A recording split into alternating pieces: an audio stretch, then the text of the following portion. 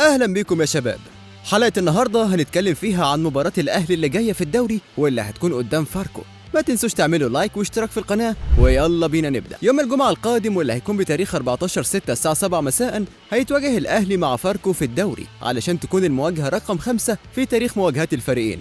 والأربع مواجهات اللي فاتت انتهى منها 3 بالفوز لصالح الأهلي ومواجهة واحدة بالتعادل السلبي بين الفريقين، وكانت أكبر نتيجة بينهم هي فوز الأهلي 4-1. الأهلي السنة دي في الدوري لعب 15 مباراة، قدر انه يفوز ب10 ويتعادل في 3 وخسر 2 علشان يتواجد في المركز الثامن برصيد 33 نقطة. اما بقى عن فاركو فهو بيكون في المركز ال16 ب 23 مباراة برصيد 21 نقطة. طبعا على الورق هي مباراة سهلة على الأهلي، لكن الكرة علمتنا ان في مفاجآت كتير.